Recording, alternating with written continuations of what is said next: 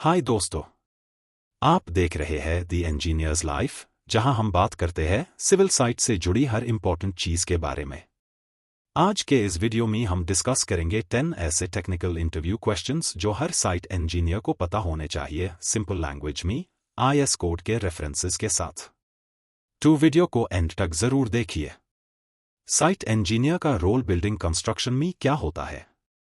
Answer: site engineer का main role होता है कंस्ट्रक्शन साइट पर डेली एग्जीक्यूशन का मॉनिटरिंग करना, ड्राइंग्स को इंप्लीमेंट करना, कॉन्ट्रैक्टर कोऑर्डिनेशन और क्वालिटी कंट्रोल इंश्योर करना। एक साइट इंजीनियर को साइट की एक्टिविटीज जैसे excavation, shuttering, reinforcement, concreting, finishing work सब का टेक्निकल अंडरस्टैंडिंग होना चाहिए। साइट इंजीनियर को आईएस कोड्स जैसे IS 456, 2000, plain and reinforced concrete और IS 2502, 1963, bending and placing of bars की अच्छी नॉलेज होनी चाहिए। डेली प्रोग्रेस रिपोर्ट बनाना, मटेरियल्स की क्वांटिटी चेक करना और सेफ्टी इंश्योर करना भी उनकी जिम्मेदारी होती है। साइट पर कोई भी टेक्निकल प्रॉब्लम आए तो इंजीनियर को उसका सॉल्यूशन तुरंत देना होता है ताकि काम डिले ना हो। हर काम साइट पे इंजीनियर के अप्रूवल के बाद ही होना चाहिए। कंक्रीट वर्क की क्वालिटी साइट पे कैसे इंश्योर करते हैं? आंसर: कंक्रीट वर्क की क्वालिटी इंश्योर करने के लिए सबसे पहले मटेरियल सिलेक्शन इंपॉर्टेंट होता है। सीमेंट, सैंड, एग्रीगेट और वाटर आईएस कोड के हिसाब से होना चाहिए। IS 456, 2000 के गाइडलाइंस के मुताबिक मिक्स डिजाइन अप्रूव होना चाहिए। बैचिंग एक्यूरेट होनी चाहिए और प्रॉपर कंपैक्शन के लिए नीडल वाइब्रेटर का यूज्ड जरूरी है। साइट पर स्लंप टेस्ट IS 1199, 1959 और क्यूब टेस्ट IS 516, 1959 कंपल्सरी होते हैं ताकि कंक्रीट की वर्केबिलिटी और कंप्रेसिव स्ट्रेंथ वेरीफाई की जा सके। फॉर्मवर्क लीक प्रूफ होना चाहिए और क्योरिंग मिनिमम 7 दिन तक करनी चाहिए विद प्रॉपर वाटर कवरेज या गन्नी बैग्स। रिकॉर्ड कीपिंग जैसे पोर कार्ड, क्यूब टेस्ट रजिस्टर और इंस्पेक्शन चेकलिस्ट मेंटेन करना भी पार्ट ऑफ क्वालिटी कंट्रोल होता है। कंक्रीटिंग से पहले कौन से इंपॉर्टेंट चेक्स करने चाहिए? आंसर: कंक्रीटिंग से पहले कई टेक्निकल चेक्स कंपल्सरी होते हैं, जैसे कि फॉर्मवर्क अलाइनमेंट चेक करना, शटरिंग में ऑयल लगाना, रीइंफोर्समेंट प्लेसमेंट और cover block verification IS 2502, 1963। Spacers और चेयर्स की पोजीशन सही होनी चाहिए। Concrete mix batching ratio match करना भी इंपॉर्टेंट है। स्लंप टेस्ट परफॉर्म करना चाहिए IS 1199, 1959 ताकि वर्केबिलिटी चेक हो सके। ऑल इलेक्ट्रिकल एंड प्लम्बिंग कंडुइट्स जो स्लैब में जाते हैं वो प्लेस हो चुके होने चाहिए। सरफेस क्लीन और वाटर टाइट होनी चाहिए। वेदर कंडीशन भी चेक करनी चाहिए। हाई टेम्परेचर हो तो अर्ली सेटिंग से बचने के लिए प्रिकॉशंस लेने चाहिए। सेफ्टी चेक्स भी एसेंशियल होते हैं before pouring starts. RCC members में रीइंफोर्समेंट कवर कितना होना चाहिए? आंसर: IS 456, 2000 के मुताबिक रीइंफोर्समेंट के लिए कवर साइज स्ट्रक्चरल मेंबर के टाइप पे डिपेंड करता है। फुटिंग में 50 मिलीमीटर्स कवर दिया जाता है, कॉलम में 40 मिलीमीटर्स, बीम में 25 मिलीमीटर्स और स्लैब में minimum 15 to 20 mm। Staircase, retaining wall और वाटर रिटेनिंग स्ट्रक्चर्स में कवर थोड़ा ज्यादा दिया जाता है, जैसे IS 3370 में वाटर रिटेनिंग स्ट्रक्चर के लिए 40 मिलीमीटर्स या उससे ज्यादा कवर दिया जाता है। कवर ब्लॉक का मटेरियल नॉन एब्जॉर्बेंट होना चाहिए, जैसे कंक्रीट या PVC। कवर सही ना होने से रीइंफोर्समेंट जल्दी कोरोड हो जाता है, जो लॉन्ग टर्म ड्यूरेबिलिटी खत्म करता है। साइट पे रीइंफोर्समेंट प्लेस करते वक्त हर जोन में कवर चेक करना मैंडेटरी होता है। कंक्रीटिंग से पहले रीइंफोर्समेंट चेकिंग कैसे करते हैं? आंसर: कंक्रीटिंग से पहले रीइंफोर्समेंट की चेकिंग एक क्रिटिकल एक्टिविटी है। सबसे पहले बार बेंडिंग स्केड्यूल BBS के अकॉर्डिंग बार का दिया लेंथ और स्पेसिंग वेरीफाई करना होता है। लैपिंग पोजीशन IS 456, 2000 के मुताबिक होना चाहिए, जैसे कॉलम में लैप जोन अवॉइड करना चाहिए। स्प्लाइस लेंथ चेक करना होता है based on steel grade, usually 50 times दिया। चेयर्स, लिंक्स और कवर ब्लॉक सही जगह पर होना चाहिए। बाइंडिंग वायर टाइटली बंधा होना चाहिए और कोई भी लूज एंड नहीं होना चाहिए। रस्टेड बार्स यूज्ड नहीं करनी चाहिए। कंड्यूइट पाइप्स या स्लीव्स जो स्लैब में डाली जाती है, उनकी प्लेसमेंट भी रीइंफोर्समेंट से क्लैश नहीं होनी चाहिए। साइट इंजीनियर को रीइंफोर्समेंट चेकिंग का डॉक्यूमेंटेशन मेंटेन करना चाहिए। क्योरिंग क्यों इंपॉर्टेंट होती है कंक्रीट में? आंसर: क्योरिंग का मेन पर्पस होता है कंक्रीट में रिक्वायर्ड हाइड्रेशन मेंटेन करना ताकि प्रॉपर स्ट्रेंथ डेवलप हो।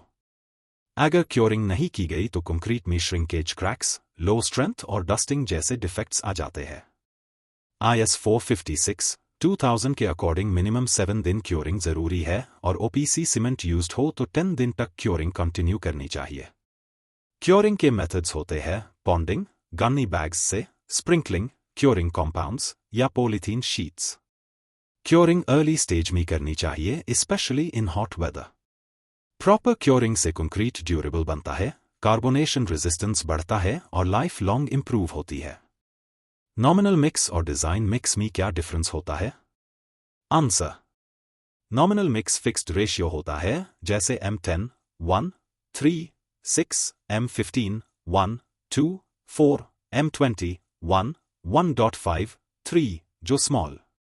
नॉमिनल मिक्स एक प्रीडिफाइंड प्रोपोर्शन होती है, जैसे M15, 1, 2, 4, M20, 1, 1.5, 3, जो स्मॉल स्केल कंस्ट्रक्शन में यूज्ड होती है। IS 456, 2000 के मुताबिक M25 के ऊपर के ग्रेड के लिए डिजाइन मिक्स कंपल्सरी होता है। डिजाइन मिक्स में मटेरियल्स की प्रोपोर्शन लैब टेस्टिंग के बेसिस पर डिसाइड होती है, based on required workability, durability, strength और एनवायरनमेंटल कंडीशन। ये ज्यादा एक्यूरेट और इकोनॉमिकल होता है।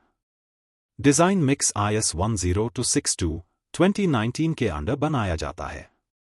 साइट पर डिजाइन मिक्स का इंप्लीमेंटेशन करने से क्वालिटी और परफॉर्मेंस बेटर होती है। क्यूब टेस्ट क्या होता है और इसका प्रोसीजर क्या है?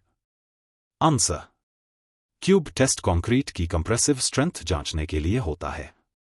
IS 516, 1959 के according 150 millimetres times 150 millimetres times 150 millimetres size के क्यूब बनाए जाते हैं। फ्रेश कंक्रीट से क्यूब बनाने के बाद 24 घंटे के लिए डीमोल्ड किया जाता है।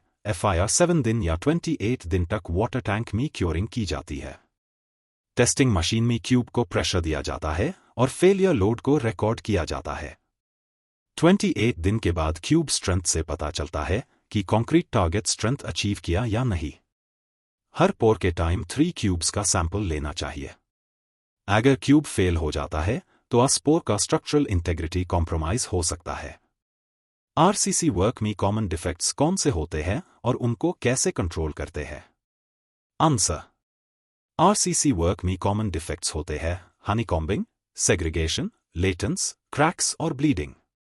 ये डिफेक्ट्स या तो improper compaction, wrong mix, poor shuttering या इनएडिक्वेट क्योरिंग से होते हैं। हनीकॉम्बिंग से कंक्रीट पोरस हो जाता है, जो रीइंफोर्समेंट को एक्सपोज करता है। इन सबसे बचने के लिए IS 456, 2000 के स्पेसिफिकेशंस फॉलो करना चाहिए। वाइब्रेटर का यूज्ड हर लेयर में करना जरूरी है। कंक्रीट प्लेसमेंट हाइट 1.5 मीटर से ज्यादा नहीं होनी चाहिए। फॉर्मवर्क लीक प्रूफ और रिजिड होना चाहिए। प्रॉपर क्योरिंग काफी इंपॉर्टेंट है। साइट इंजीनियर को हर स्टेज पे विजुअल इंस्पेक्शन करनी चाहिए और कंक्रीट पोर के बाद फेस चेकिंग भी करनी चाहिए। कंस्ट्रक्शन साइट पे सेफ्टी मेजर्स क्या क्या होते हैं? आंसर: कंस्ट्रक्शन साइट पे सेफ्टी सबसे पहली प्रायोरिटी होती है। ऑल वर्कर्स को PPE, पर्सनल प्रोटेक्टिव इक्विपमेंट जैसे helmet, safety shoes, gloves, reflective jackets और हार्नेस प्रोवाइड करना होता है। एक्सकवेशन वर्क के आसपास बैरिकेडिंग करनी चाहिए। स्कैफोल्डिंग्स प्रॉपर्ली एंकर्ड और टो बोर्ड्स के साथ होने चाहिए। इलेक्ट्रिकल पैनल्स पे इंसुलेशन होना चाहिए। मटेरियल स्टैकिंग स्टेबल और सेफ जगह पे करनी चाहिए। सेफ्टी साइंस और वार्निंग बोर्ड्स लगाए होने चाहिए। IS 3764, 1992 के मुताबिक एक्सकवेशन सेफ्टी और IS 3696 के मुताबिक स्कैफोल्डिंग सेफ्टी फॉलो करना चाहिए। डेली टूलबॉक्स टॉक और सेफ्टी ड्रिल्स भी कंडक्ट करने चाहिए। साइट इंजीनियर का रोल होता है सेफ्टी मॉनिटरिंग और इंसिडेंट रिपोर्ट मेंटेन करना। अगर आपको ये वीडियो पसंद आया हो तो लाइक करें, शेयर करें अपने फेलो इंजीनियर्स के साथ और सब्सक्राइब करें द इंजीनियर्स लाइफ चैनल को ताकि आपको मिलती रहे लेटेस्ट टेक्निकल नॉलेज हर नए वीडियो के थ्रू। मिलते हैं अगले एपिसोड में, तब तक के लिए साइट सेफ रखिए और सीखते रहिए।